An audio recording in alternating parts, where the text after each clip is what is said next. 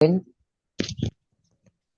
respetando los horarios, vamos a dar la bienvenida a esta reunión el día de hoy. Damos la bienvenida y agradecemos a Harold Hernández de Ecuador por acompañarnos en esta noche. Gracias a los hermanos que nos están acompañando a través de esta plataforma. Vamos a dar inicio. Saludos cordiales amigos de Guatemala. Es un gusto estar con ustedes. Un abrazo fraterno desde Quito, Ecuador. Oraciones muy efusivas y amorosas también para nuestro querido Miguelito, que debe estar en la patria espiritual y que fue un impulsor de este espacio. En la bella tradición cristiana fundada por el Maestro Jesús, se decía, donde dos de ustedes estén en mi nombre, y estaré en medio de vosotros. Y eso es importante. Antes de comenzar, les quería recordar, hay una historia muy bonita de Chico Xavier. Nadie tiene fácil el trabajo en el mundo espiritual. En alguna ocasión en el propio Brasil, el legendario Chico Xavier, 450 libros escritos por vía mediúnica, nominado al Premio Nobel de la Paz, el mejor brasileiro de todos los tiempos en una encuesta de TV Globo, por encima del mismísimo Rey Pelé. Esa era la talla de Chico Xavier.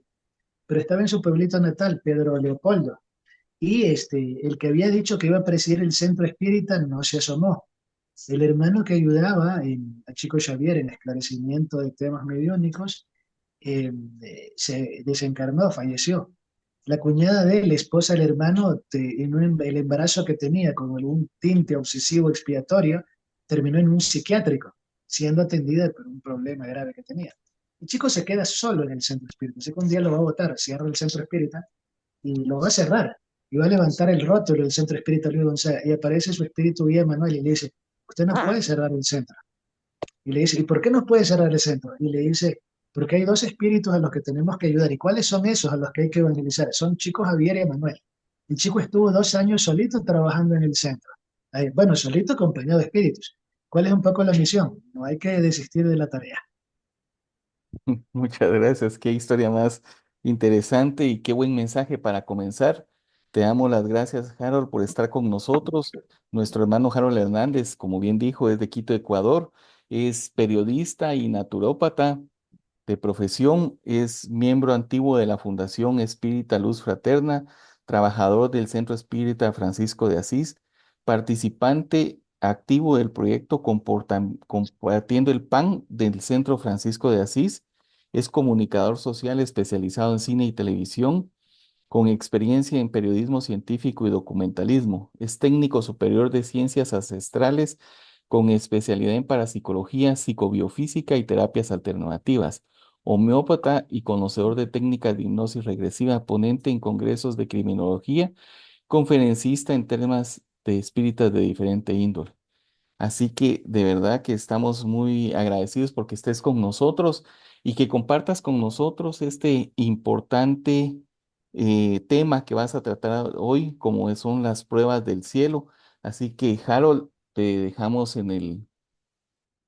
Muy buenas noches. Vamos a poner las diapositivas, por favor, y las vamos a ir avanzando conforme avanza el relato. Hace unas décadas, un médico científico de altísimo nivel norteamericano llamado Ivan Alexander eh, tuvo un dolor de cabeza, le empezó a dar frío y todas las personas pensaban que era una fiebre cualquiera estacional. Resulta que la bacteria Escherichia coli había migrado a su meninge, el tejido del cerebro, y había colapsado. El hombre cae desmayado. Hombre materialista, de mucho éxito financiero, que no tenía ninguna creencia religiosa ni espiritual. Ivan Alexander queda en coma con varios órganos colapsados. Las posibilidades de volver a la vida normal o de que sobreviva, según la ciencia ortodoxa, eran mínimas. Los médicos le habían dicho a su esposa, ya desconéctalo, en países donde las penosas y criminales leyes de eutanasia se aprueban. Eh, Sin embargo, Ivan Alexander en los mundos espirituales empieza a tener un sueño. Sueña que avanza en un lugar muy parecido al que describen las religiones, el cielo. Nosotros llamaríamos en lenguaje espírita las aldeas espirituales. Y en ese lugar camina y conoce a una mujer de cabellos claros, muy agradable, muy interesante, una muchacha de cabellos claros y ojos azules que lo va guiando en su experiencia en ese mundo inmaterial, a su espíritu. Y en ese sueño o en ese estado expandido de conciencia, en ese desdoblamiento, en ese viaje espiritual, en ese viaje de erraticidad, ella le hace reflexionar que en qué ha gastado su tiempo, que cómo ha sido su vida, que qué ha sido lo más importante. Y él en ese estado inmaterial recuerda que siempre vivió trabajando como un robot para hacer dinero. Bueno, pues resulta que contra todo pronóstico de la ciencia ortodoxa, este hombre que lo habían declarado más muerto que vivo con los protocolos médicos, se despierta del coma y empieza a contar que él conoció a una chica en una ciudad espiritual y que eso le había cambiado la vida. Bueno, y todos pensaban, llegó con algún problema mental de ese estado en el que estuvo. Resulta que él va a visitar a sus padres y les cuenta, le cuenta a ellos cómo volvió de su estado de coma, cómo fue su situación. Y les empieza a hablar de esta muchacha rubia, de ojos azules, y los padres de él tenían un álbum de fotos y una fotografía por ahí en un estante, una fotografía enmarcada. Entonces él observa y ve a esta muchacha y la reconoce a la de la foto. Esta fue la mujer que me acompañó en el viaje espiritual. Y su mamá con lágrimas en los ojos le cuenta, ella es tu hermana, ella murió antes que ti. Pero como nos daba pena tocar el tema, se convirtió en un asunto proscrito en casa. Y nunca pudimos hablar del tema.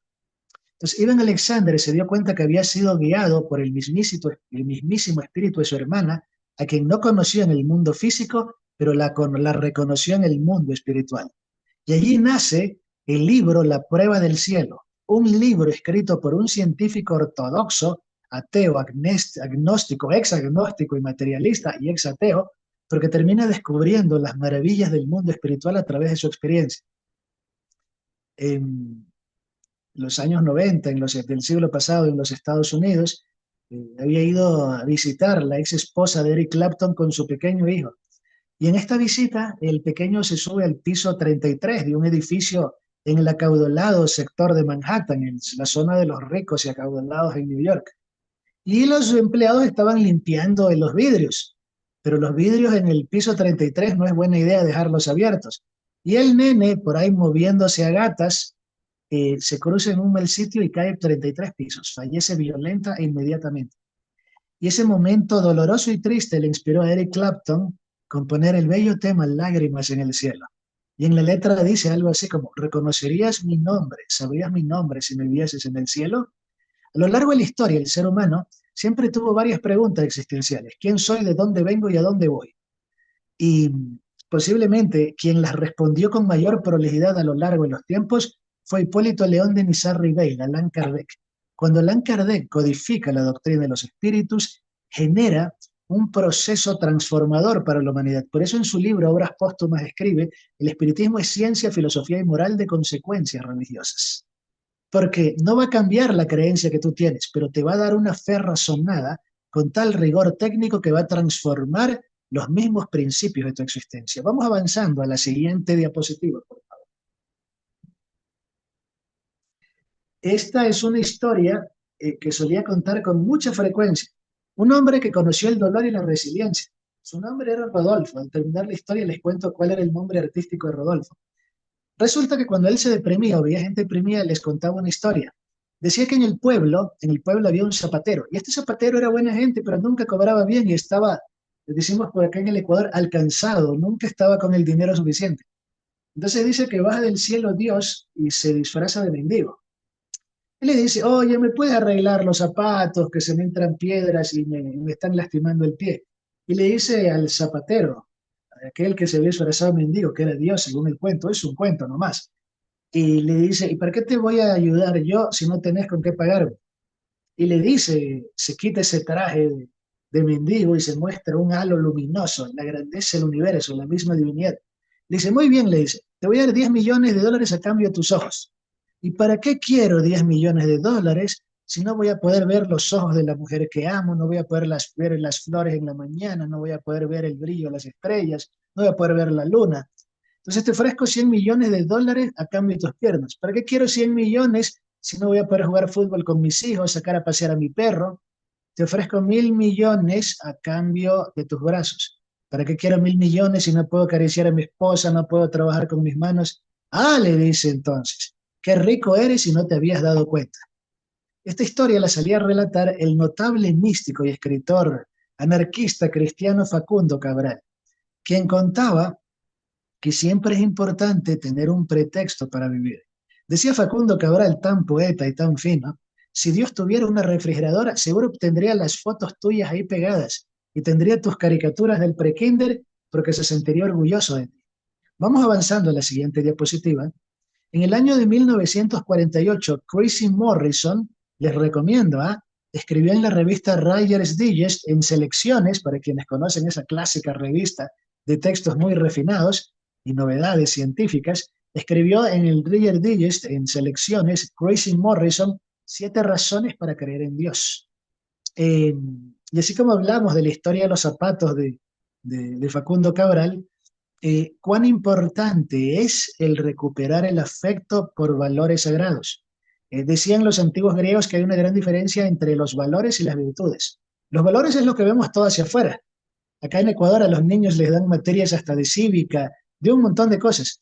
Pero mientras tú no conviertas el valor en algo interno y no lo hagas carne de tu carne y sangre de tu sangre, nunca encontrarás las virtudes. Porque la teoría ética es fácil de propugnar, lo difícil es vivirla. Y uno de los momentos éticos que cambió la vida del notable escritor Chico Xavier fue cuando era niño, él no tenía zapatos. Su padre no lo metió en un manicomio porque Chico trabajaba y ganaba más dinero que el propio papá, porque no le gustaba que su hijo fuera un medium sensitivo y que viese espíritus. Y resulta que el primer regalo que le hizo su amigo Sebastián Scarcelli, este sacerdote muy honorable, fueron un par de zapatos. Ese chico, yo adoraba los zapatos frescos y nuevos porque me recordaban la dulzura de aquel hombre bueno que fue como mi padre. Y por eso siempre es importante recordar que aquellas personas que marcan nuestra vida, que le dan la razón a nuestra existencia, son aquellas que nos ayudan a caminar en paz o que caminan junto a nosotros. Vamos avanzando a la siguiente, por favor. Y una de las cosas que genera el desarrollo de la conciencia es que nos cambia de víctimas a protagonistas de la vida.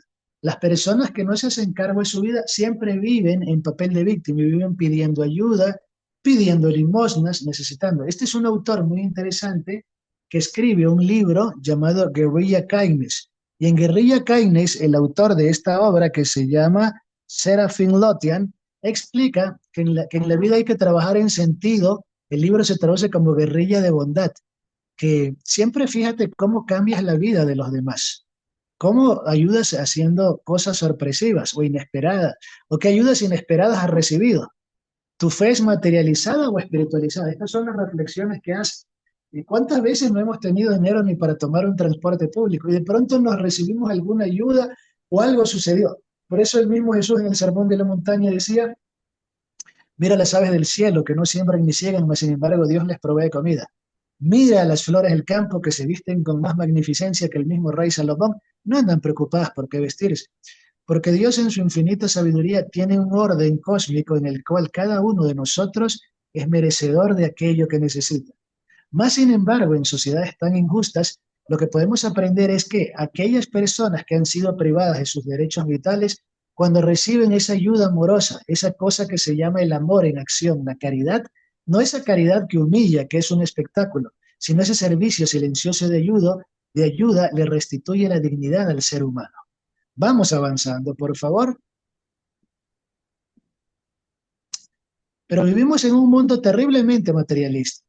En el año de 1900 aproximadamente, 1918, después de la revolución de la dictadura bolchevique, un burócrata llamado Anatoly Vasilyevich Lunacharsky hizo un juicio ante un individuo y lo acusó de que era el responsable del mayor genocidio de la historia, de que los niños no tuvieran vacunas, que no tuvieran que comer, así que pidió al Estado, este burócrata que se quería ganar el favor del presidente ruso de esos tiempos, Lenin, y alzó los fusiles al cielo. Y Lunacharsky ordenó que fusilasen a ambos. Y de hecho, muchos escritores como León Denis escribieron el libro Socialismo y Espiritismo. Pero podemos recordar que los años nos dieron la contra de esa ilusión que muchos tenían del socialismo como idea mesiánica, que se llevó a la frijolera de casi más de 100 millones de personas entre las dictaduras comunistas de Rusia y de China. y logramos entender que sucedieron cosas, miren lo importante que es la necesidad de Dios para el ser humano. Cuando hubo la revolución perestroika con Gorbachev y hacían colas para, para recibir alimento, la gente empobrecida, había otra cola más larga, era la cola para recibir evangelios y Biblias y tener por lo menos algo que les hable lo divino, porque las dictaduras que habían ahí habían querido eliminar a Dios por decreto. Y por eso es importante replantearse qué es Dios. El espiritismo lo dice, inteligencia suprema, causa primera de todas las cosas. Esa teoría puede resultar abstracta, pero hay como las teorías de astrofísica, existe el científico llamado Frank Tripler, y Frank Tripler sugiere que el diseño del universo es tan perfecto que los 23 grados 27 minutos de inclinación de la Tierra, que los 150.000 kilómetros de distancia al Sol están tan bien programados que parece que alguien o algo más inteligente diseñó el universo. Aún científicos ganadores del premio Nobel como Francis Crick desarrolló la teoría de la exospermia o de la exospermia dirigida o de la panspermia dirigida, diciendo que alguien o algo más inteligente colonizó el planeta. Sin embargo, el mundo académico se llenó de la creencia de la no creencia. El mismo Facundo Cabral solía decir, hay dos tipos de creyentes, el que cree y el que cree que no cree. Y decía en broma con su léxico florido, feministas hasta que se casan y se enamoran, ateos hasta que el avión se está por caer. Alguna vez mi abuela, en su lenguaje sensible, mujer de campo, decía, ¿en qué se parece Dios y el odontólogo en que solo te acuerdas de él cuando estás en problemas? Y por eso es tan importante que cualquier filosofía que nos acerque al pensamiento de lo divino nos dé las pautas para tener una fe razonada, una fe que se sustente en los más prolijos avances de la razón y en los más prolijos conocimientos de lo espiritual.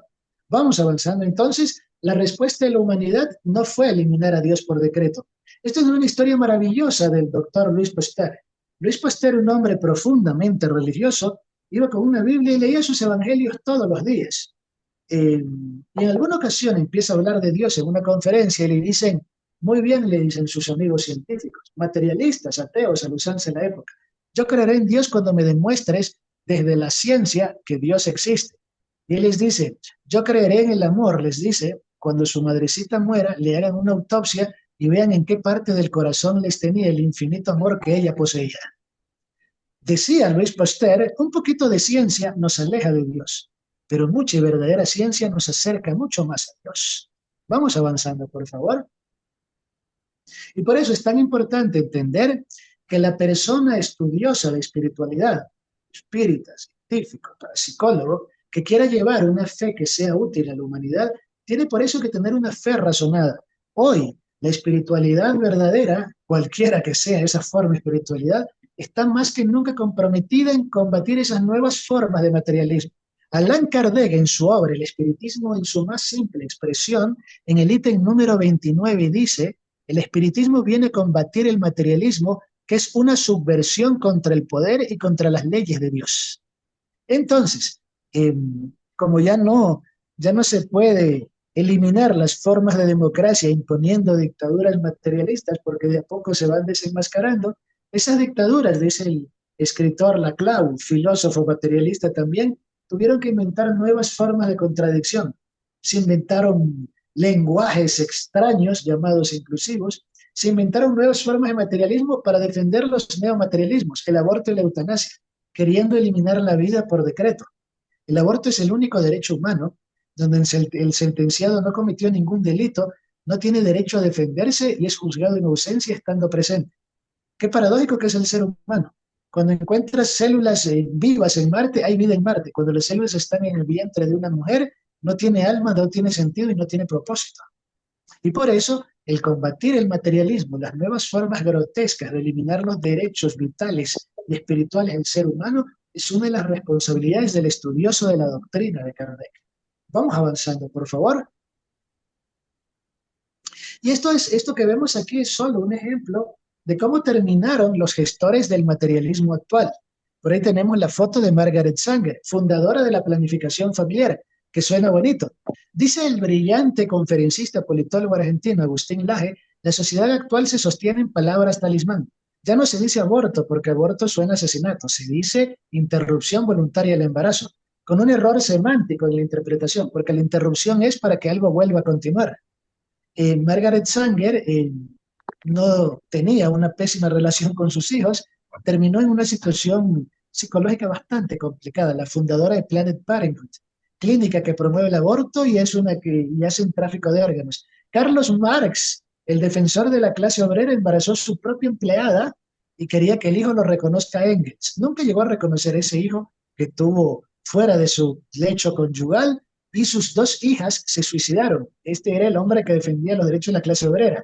Simone de Beauvoir, escritora del libro El segundo sexo, el libro que corrompe el feminismo y lo vuelve pro aborto, tuvo un novio llamado Aldrin y este caballero le regaló un anillo en matrimonio. Nunca se quitó el anillo, pero como era una mujer promiscua e infiel que practicaba pedofilia con Jean-Paul Sartre, eh, siempre guardó ese trauma de que nunca buscó un amor auténtico que le cuidase. Y cuando llegó Sartre alguna vez a dudar de su existencialismo ateo, ella empezó a pensar que se estaba volviendo loco. Y sin embargo, el mundo académico nos vende a Sartre y a Simone de Beauvoir como la pareja perfecta de amor libertario. ¿Por qué? Porque la sociedad se encarga de vender cosas distorsionadas, no de presentarnos las realidades oscuras de los ídolos que construye. Y por ahí tenemos al Tusser, científico materialista que creó la teoría de los aparatos ideológicos del Estado, que en un arranque de locura ahorcó a su mujer. Y Nietzsche, aquel que había dicho yo maté a Dios y que escribió el Anticristo, atentando contra la visión de fe del ser humano. ¿Saben qué es lo más patológico de las formas de materialismo? Que anulan el derecho humano más sagrado no escrito en los humanos, el derecho a tener una fe y la concepción de algo sagrado. Y Nietzsche, el padre del pesimismo nihilista, terminó, aparentemente por sus enfermedades venéreas, a lo mejor sífilis, en un cuadro grave de esquizofrenia, corriendo desnudo en las calles y con un relato biográfico de incesto con su propia hermana. Estos materialistas, con sus patologías, son los que han dirigido por décadas el pensamiento del mundo académico. Ahora vemos por qué el mundo académico a veces se ha corrompido tanto. Vamos avanzando. Y por eso es que se puede decir que a nivel filosófico la sociedad vive un proceso de desesperanza en muchas ocasiones. En los años 60 se hablaba de la teología de la muerte de Dios. Y por eso es tan valioso entender que detrás de la ciencia hay grandes científicos. Yo siempre oigo a aquellos jóvenes materialistas, marxistas, ateos, decir que el cristianismo es el responsable del atraso de la ciencia. Podrá ser el dogmatismo, el fanatismo, pero hay una lista de grandes científicos de tradición cristiana, incluyendo al notable Nikola Tesla, incluyendo a Johann Gregor Mendel, el padre de la genética, incluyendo a Lemaitre, el físico que creó la teoría del Big Bang. La lista es grande, llega a más del centenar. Por lo tanto, lo que retrasa al ser humano no es el tipo de profesión de fe que practica, sino el fanatismo distorsionado con que interpreta la realidad. En el capítulo 5 del Evangelio según el Espiritismo, obra escrita por Allan Kardec, codificada por el científico, el brillante Allan Kardec, en el párrafo 14 nos dice que es importante tener un modelo ético, filosófico y moral que oriente tu capacidad de entender lo espiritual, porque eso te puede detener de la autoquiria, del suicidio. Y por eso lo escribe literalmente: la calma y la resignación resultantes de la manera de considerar justamente la vida terrestre y la fe en el porvenir dan al espíritu la serenidad que es el mejor preventivo contra el suicidio y la locura. En la brillante obra de Chico Xavier, dictada por el espíritu Emmanuel, La religión de los espíritus, Chico Xavier explica que cuando una persona corta el ciclo de la vida, la lesión que crea en su campo energético, el perispíritu, aura, entre los esoteristas, la lesión queda grabada para una siguiente vida. De tal manera que Dios no es injusto. Aquel niño o bebé que nace con cáncer al estómago, en vidas anteriores pudo haberse eliminado con veneno. Esto dice en el capítulo 48 de La religión de los espíritus, Chico Xavier. Que aquella persona que viene con pénfigo o que viene con cosas como ictiosis, posiblemente fue un loco kamikaze que murió en una explosión de un vehículo. Que aquel individuo que se ahorcó podría venir con proclividad en la próxima vida a de pronto accidentes cerebrovasculares, que aquel individuo que se pegó un disparo en la boca puede venir con parálisis cerebral o labio leporino y paladar hendido. Por eso es tan importante y fundamental que esto, cuando se estudia, se lo lleve a esa prolijidad científica. ¿Cuál es el científico que le da prolijidad al tema de las reencarnaciones? Es justamente el brillante Ian Stevenson, que a través del catálogo forense de las birthmarks o cicatrices de los niños que recuerdan otras vidas, que luego son confirmadas con los protocolos de autopsias, termina siendo el que presenta mayor cantidad de pruebas. Por eso es valioso. Si una persona tiene algo que hacer al otro día, no se suicida, decía el psiquiatra Víctor Frankl. Cuenta este mismo escritor Facundo Cabral que una señora estaba en Rusia con un cáncer terminal y con unos dolores insoportables en la Rusia perestroika, sin medicinas y sin analgésicos. Y le dice al médico del frente, del edificio del frente, que era su vecino, que por favor le busque algún medicamento. Y él le llevaba. Pero un día la señora tan adolorida le dice, ya no voy a vivir más, me voy a quitar la vida y me voy a lanzar del octavo piso. Y este hombre de vocación de médico desesperado se baja a los 8 pisos, que no había ascensor, se sube 8 pisos al otro edificio, y cuando la ve a la señora, ve la ventana abierta y dice, ya se mató mi amiga. Pero ve que el televisor está encendido y escucha una voz riéndose y suspirando. Entonces, cuando ve, era su amiga y le dice, ¿y qué te pasó? ¿No es que te ibas a suicidar? Y dice la señora, es que tenía que ver el último capítulo de Los ricos también lloran. Cuando tienes algo que hacer al otro día, tu vida continúa. Una filosofía espiritual correcta nos va a dar un propósito de vida. Y por eso el espiritismo, además de ser razonada y entender lo más avanzado de la neuroteología y la psicobiofísica, se sostiene en 9 pilares. Dios como inteligencia suprema, Jesús como guía y modelo ético, que se lo puede entender hasta transpersonalmente desde la psicología junguiana. La inmortalidad del alma, la reencarnación, la evolución, las leyes de causa-efecto, la comunicabilidad de los espíritus, la pluralidad de mundos habitados y la ley más importante que resume a todos, la ley de justicia, amor y caridad. Cuando un individuo tiene un modelo filosófico ético que le da orden a su conciencia, los devaneos depresivos son controlados o se reducen. Vamos avanzando, por favor. Pero la ciencia fue cambiando. En la época, hay un libro muy recomendable, interesantísimo, escrito por el politólogo Agustín Laje, que se llama Generación Idiota. En este libro te cuenta que en las épocas antiguas, ancestrales del ser humano, el hombre y la mujer sabia era el que sabía mitos y el que curaba con hierbas. Esas sociedades antiguas se llamaban gerontocéntricas, porque giraban alrededor de los ancianos y sabios.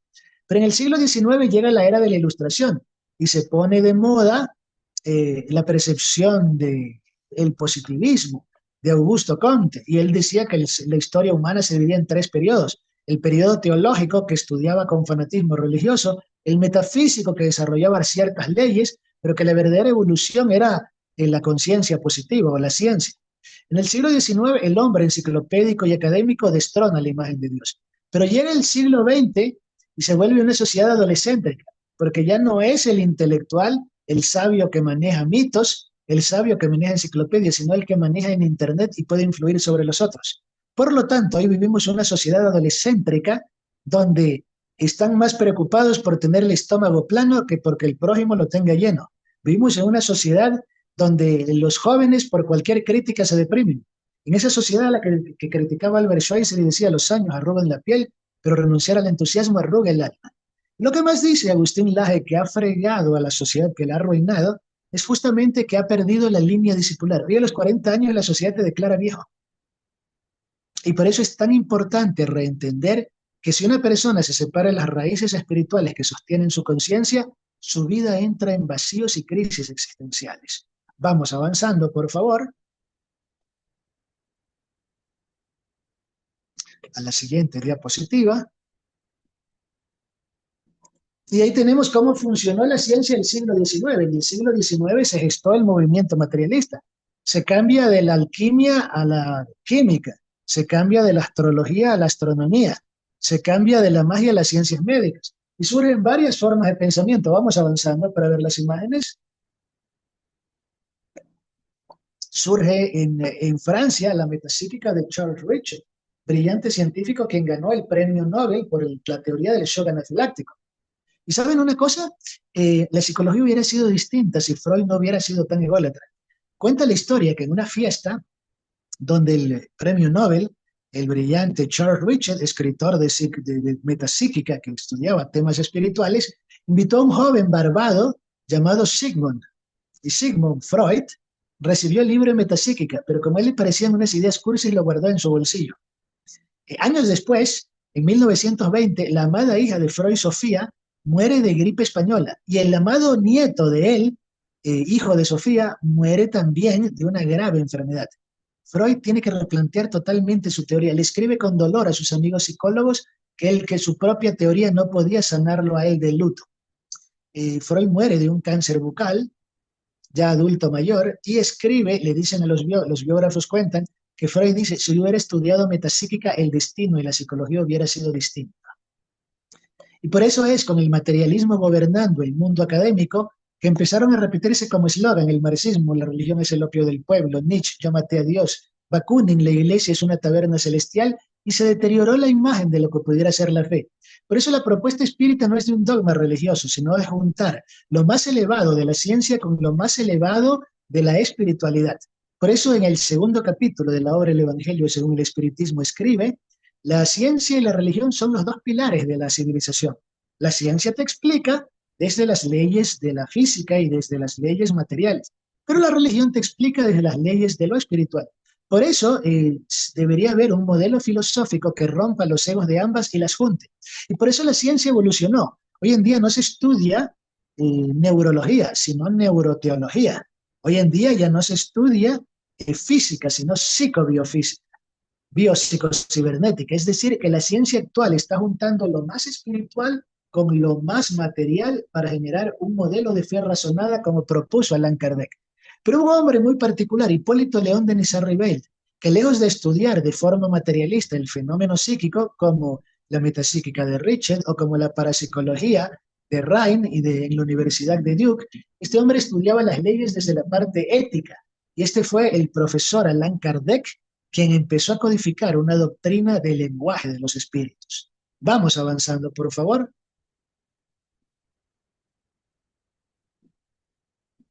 Y por eso en la notable obra de Kardec, el Evangelio según el Espiritismo, dice que la fe ciega, no examinando, acepta sin comprobación lo mismo lo falso que lo verdadero y choca a cada paso con la evidencia de la razón.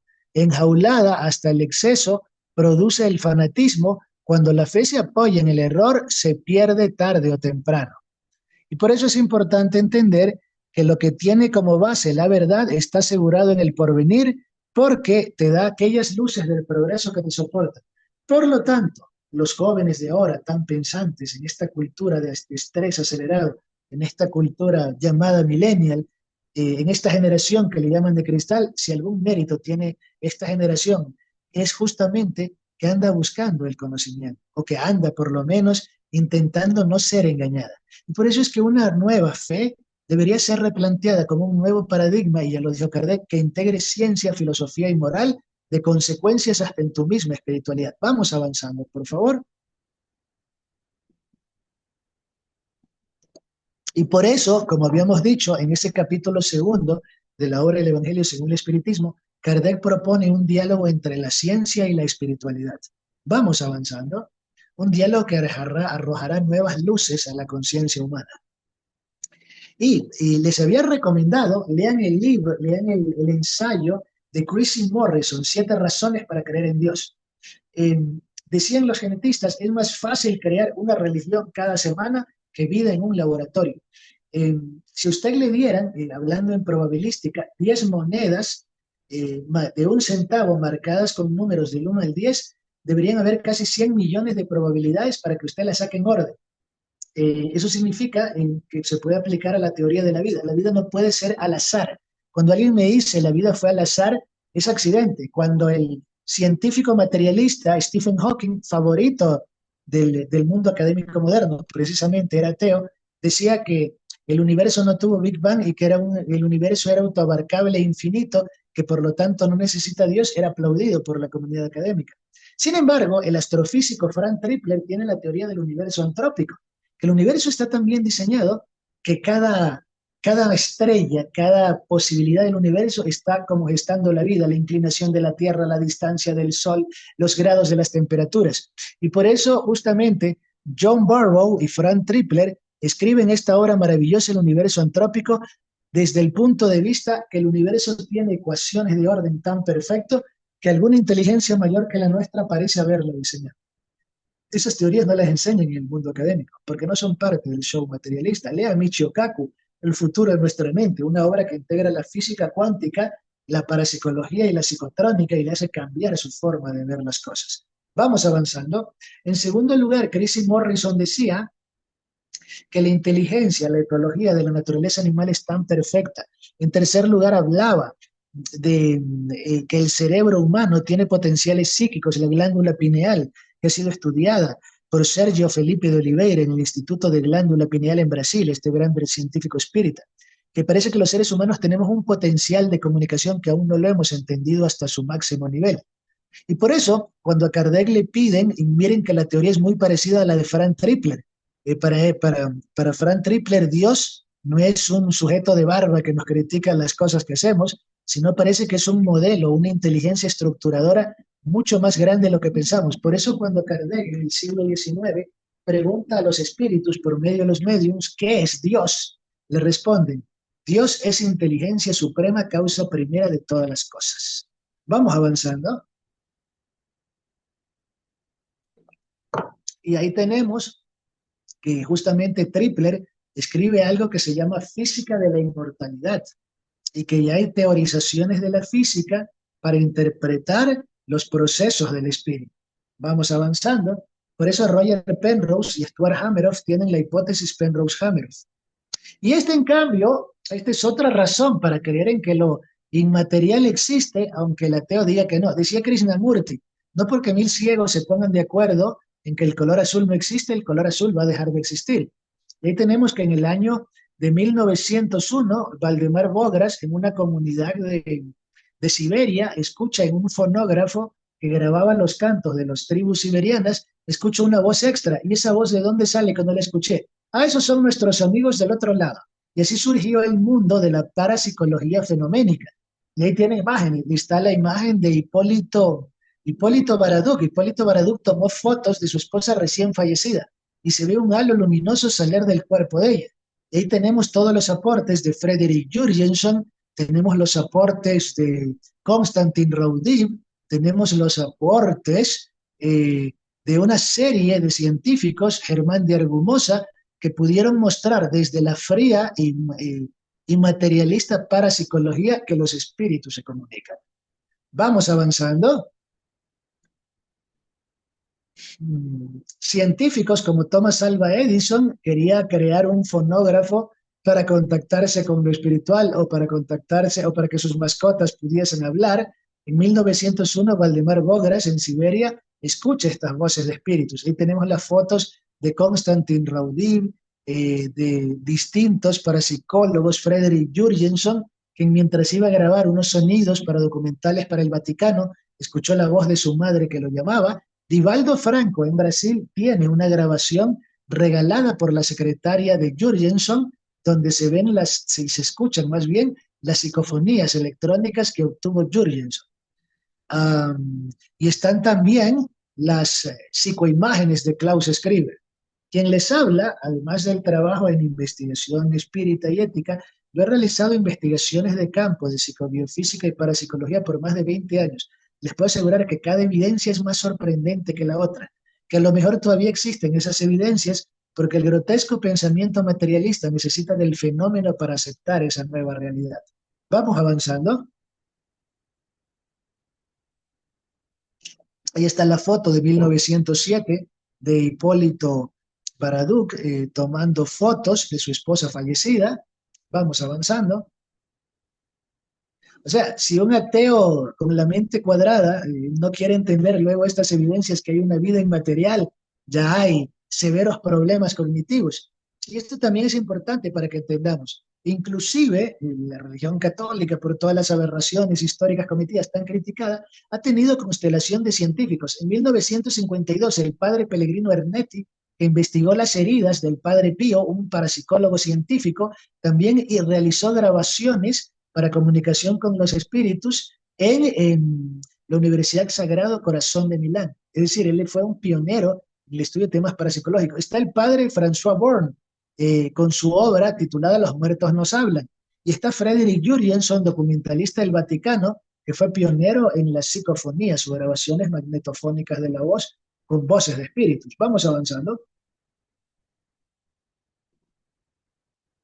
Y ahí tenemos al físico Roger Penrose. Sir Roger Penrose es un caballero reconocido por la corte británica, y al anestesiólogo o emergenciólogo Stuart Hameroff, que crearon la teoría Penrose-Hameroff para explicar que el cerebro tiene un citoesqueleto con actividad bioeléctrica que sigue persistiendo aún después de fallecido, y que eso facilita esa comunicación del mundo material e inmaterial. Cuando se produce una coincidencia de muerte y una persona que ha desencarnado se vuelve visible a miles de kilómetros ante un ser querido, el citoesqueleto y la estructura nanobiológica del cerebro emite una partícula subatómica cuántica que fractura la masa, la malla espacio-tiempo-gravitación, y llega a esa sensación al hemisferio derecho de quien tiene la experiencia intuitiva. Stuart Hameroff y Roger Penrose, creando la hipótesis Penrose-Hameroff, empezaron a explicar el porqué de la vida después de la muerte, o el porqué el espíritu se separa del cuerpo. Vamos avanzando, por favor. Y ahí lo tenemos a Ivan Alexander, que después de tener esta experiencia traumática, desarrolló justamente el libro La prueba del cielo, y hoy en día aquel hombre que ganaba mucho dinero como neurólogo se gana la vida dando conferencias por el mundo explicando razones para creer en Dios. Vamos avanzando. Y por eso, Allan Kardec en su libro, en la obra El libro de los espíritus, dice, ¿dónde puede encontrarse la prueba de la existencia de Dios? Los espíritus le responden, en el axioma que aplicáis a vuestras ciencias. No hay efecto sin causa. Buscad la causa de todo lo que no es obra del hombre, y nuestra razón te contestará. Vamos avanzando. Y ahí lo tenemos al doctor Dean Hammer, creador del estudio de la genética, y habla del gen de Dios, de aquel gen que nos hace más proclives a tener experiencias espirituales, o de aquellas personas que tienen destruidos los telómeros de sus genes y por eso no tienen razonamiento para entender lo sagrado. Vamos avanzando. Miren esta maravillosa obra de Michio Kaku titulada El futuro de nuestra mente, presenta evidencias de cómo debería estudiarse la mente y la conciencia. Y por eso hoy en día está de moda el mindfulness, la meditación, lo transpersonal, porque el ser humano está ávido de buscar experiencias espirituales. Vamos avanzando, por favor. Y ahí tenemos la teoría de evolución de acuerdo a Herculano Pires, el filósofo del espiritismo. Cómo el ser humano fue pasando de condiciones primitivas, y decía que el máximo grado de evolución era el hombre sí, aquel ser humano que desarrolla habilidades espirituales para comunicarse en paz y amor con los demás. Vamos avanzando.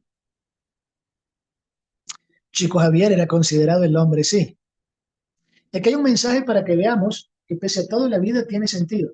En los años 90, una mujer llamada Munir Abdullah, en el imperio árabe de Dubái, iba avanzando en un vehículo. El vehículo pierde pista y a alta velocidad se iba a estrellar. Ella llevaba a su hijo en las piernas, y para evitar que su hijo sea lastimado por el impacto del vehículo, ella se voltea de espaldas y cubre a su hijo con una especie de cinturón salvavidas. El impacto la lesiona a ella. Munir Abdullah queda 30 años en coma. Bueno, la ventaja es que en el imperio petrolero mantener un paciente entubado, conectado, no cuesta caro. Y siempre había la posibilidad de desconectarla. Y su hijo estuvo los 30 años con la hermana de ella, cambiando pañal si su cuerpo necesitaba, usando toallas antiescaras para proteger a Munira. Y a los 30 años, un día, alguien regañó a su hijo, y su hijo estaba en problemas, y ella se despertó del coma. ¿Y quién dice que debemos quitar la vida del enfermo terminal y quitarle el derecho a vivir? El sentido de la vida y el encuentro con lo espiritual, o lo que nos da esas razones para tener pruebas del cielo, es ese amor que nos conecta con la vivencia de lo superior. Y por eso es importante tener en cuenta eh, aquello que decía la Madre Teresa de Calcuta: aunque cada vez falte más amor, no olvides que el amor cambia el mundo. Vamos avanzando y terminamos con una frase que esperamos nos deje reflexionando, y dice: bastará que una sola criatura alcance la forma más elevada de amor para neutralizar todo el odio de millones de personas. Mahatma Gandhi. Muchísimas gracias.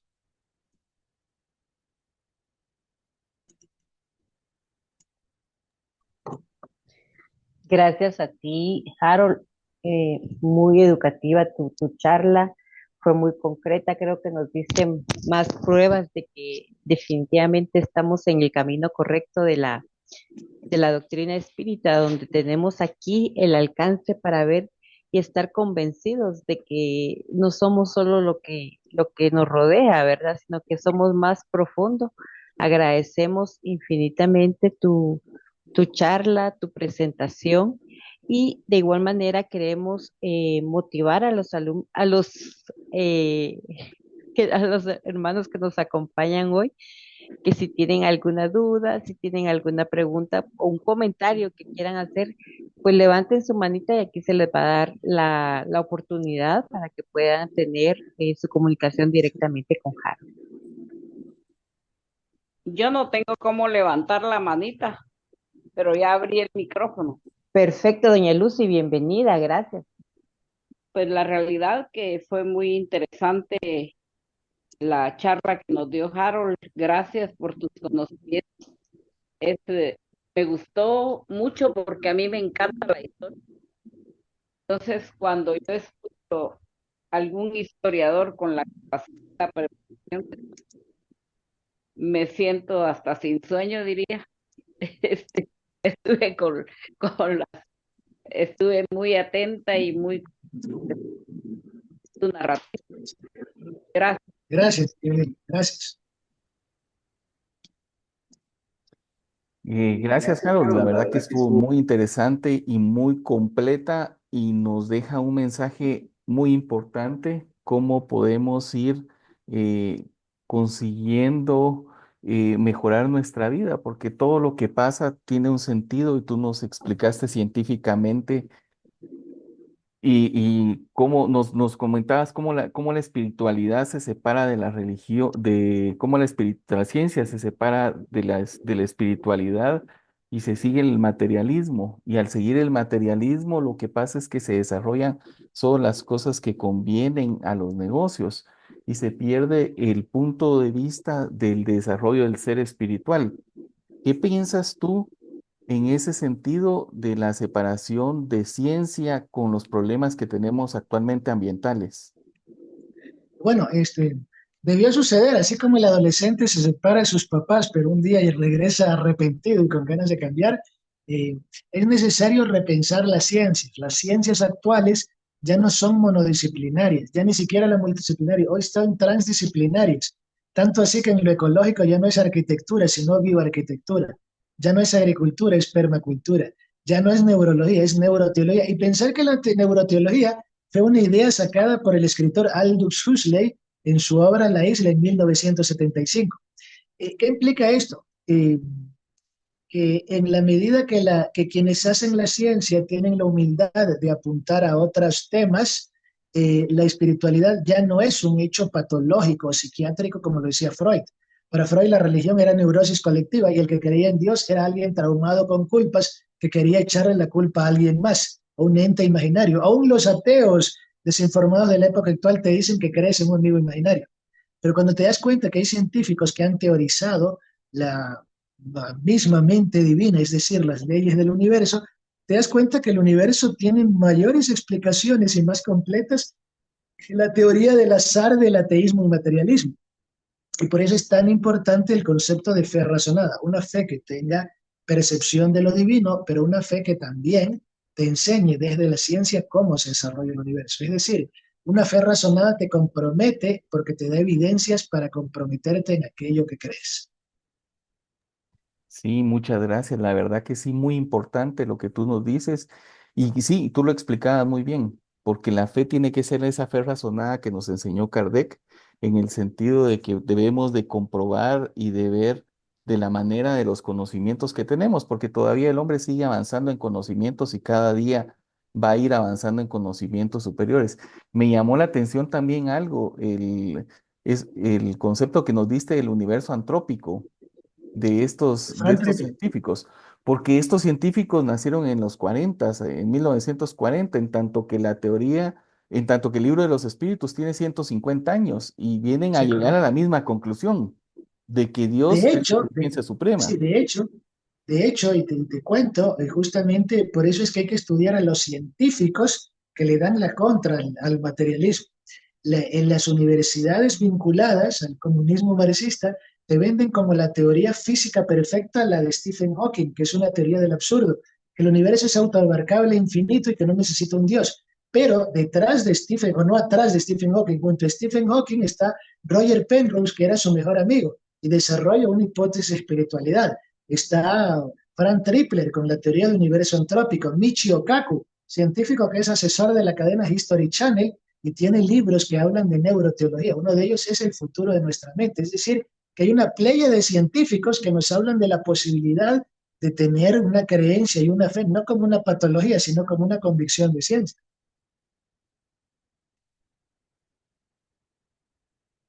Entonces, tenemos mucho que estudiar. Claro que sí, Harold, definitivamente. Todavía hay mucho que tenemos que seguir. La espiritualidad creo que cada día nos enseña y a través de personas como tú, pues nos vienen a ampliar el conocimiento y nos queda a cada uno de nosotros seguir trabajando y preparándonos. Tenemos también un mensaje de nuestra hermana Hazel, que nos dice que excelente ponencia y que muchas gracias por tu presentación. Gracias. Y sí, no sé si compartimos el mismo criterio justamente, David. Una cosa muy bonita que decía Chico Javier, este hombre legendario de Brasil, un ejemplo de lo que debe ser el trabajo espiritual. Él decía, cuando fundes el centro espírita, intenta que el otro día ya haya sopa para los pobres, porque Chico pasó hambre. Pero les cuento una cosa, acá en Quito nomás somos 6 personas las que hacemos este trabajo, pero todas las semanas llevamos una libra de arrocito o de lentejas y nunca falta el amigo que tenga hambre y lo necesite, pero también está la palabra consoladora, la ayuda intelectual para que esa persona busque trabajo y salga de la crisis, porque todos pasamos momentos difíciles. Entonces, no pensemos que vamos a hacer una obra gigante como Divaldo Franco en Mansión del Camino. A lo que sería genial que lo hiciéramos así. Pero decía Víctor Frankl, el psiquiatra, no importa cuán grande sea el círculo de tus acciones, sino que el círculo chiquito que haces esté buen cubierto.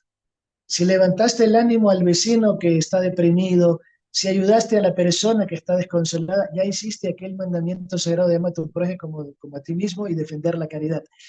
Podemos hablar de ciencia, de cosas bonitas que nos va a ayudar a hacer convicciones, pero la mayor convicción es desarrollar la conciencia de amor. De eso no nos olvidemos. En un centro de trabajo, el otro día debe haber sopa para los pobres, libros para los niños, juguetes para Navidad. Nosotros hicimos un viaje de misión al Coca a regalarle juguetes a niños que no habían celebrado 4 Navidades. Eso cambia el mundo. Cambiamos el mundo a través del amor. Definitivamente, no.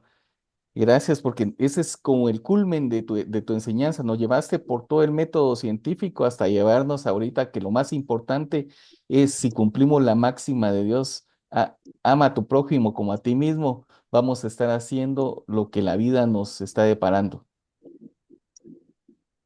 Y Gracias, qué lindos. Tenemos un mensaje más. Em, También creo que es Hazel, nos dice, cuando escucho a personas como Don Harold con tanta sabiduría, me siento en pañales y gateando aún. Lo felicito por ser un as con tanta sabiduría y compartirla. Quedé extasiada. Sí, la sabiduría de verdad es cuando la llevas a la práctica. Podemos teorizar mucho, pero si tú no haces algo para cambiar al de al lado, solo queda en discurso. Practiquemos la sabiduría del servicio. Esa es la que sirve. Así es, vamos poco a poco, Harold. Muchas gracias por tu presentación, por la sabiduría que nos dejaste hoy, de veras que compartiste con nosotros. Creo que cada uno de nosotros en nuestros corazones y en nuestra mente definitivamente quedó esa semillita y estamos pues agradecidos. También aquí hay otro hermano que asistió hoy a esta charla y dice muchas gracias hermanos, sin duda una gran enseñanza. La verdad que nos dejaste mucho, Harold, muchas gracias. bueno, Muy bien, qué lindos. ok, gracias. Y para cerrar nuestra noche, quisiéramos pedirte que nos hicieras favor de hacernos la oración final antes de concluir. Oh, sí, hacemos la oración final y primero les quiero agradecer, David y Corina. No es fácil mantener un espacio donde se trabaje la espiritualidad, porque los humanos somos contradictorios, nos despechamos, tenemos conflictos. Y el que ustedes tengan esa convicción, el trabajo que hizo Miguelito Raxón es un trabajo en el buen sentido de aplauso, de sigan adelante. Esto que están haciendo ustedes beneficia a la comunidad. Yo estuve una vez en Cartagena de Indias, bueno, estuvo un compañero más bien en Cartagena de Indias, donde está el centro de trabajo Joana de Ángeles. Y cuando un centro de trabajo de amor está bien hecho, hasta la delictividad se reduce. Entonces, no intentemos hacer cosas gigantes, pero el banquito de alimentos, los cuadernos para los niños que necesitan, el darle esa ayuda a la persona que hace, eso nos hace que estemos dejando huellas. Convirtamos lo que estudiamos en práctica. Vamos a hacer una breve oración para cerrar este momento. Amado Dios que estás en los cielos, amados espíritus, guías, benefactores, Maestro Jesús, rogamos que nuestros hermanos de Guatemala tengan la convicción, la entereza, el entusiasmo por servir, que aquellos valores éticos que los teorizamos y que pueden ser bonita discursiva, lo llevemos a la práctica. No importa cuán grande sea lo que hagas, lo que importa es la grandeza de corazón con la que ejecutas. Hagamos que esa grandeza de corazón nos convierta en sembradores de felicidad, como propuso el Maestro Jesús hace 2000 años. Que así sea. Un abrazo grande, qué lindos, que Dios los Así bendiga. sea. Cuídense mucho. Sí, sí. Gracias, Harold. Gracias por tu compañía. Gracias a todos, hermanos, por acompañarnos. Un gusto tenerlos. Muchas gracias. Vamos a estar pasando poco a poco la información de nuestro siguiente encuentro espírita que tendremos en septiembre. En septiembre tendremos al hermano Rubén de los Santos de Iberoamérica Espírita con el tema de la importancia de la divulgación espírita. Entonces vamos a estar compartiendo con ustedes la invitación. Así que les agradecemos por habernos acompañado el día de hoy. Muchas gracias. Que pasen bonita noche. Mucho gusto, Hazel. Buenas noches, Cori, muy Feliz interesante noche, doña Lucy. Qué bueno.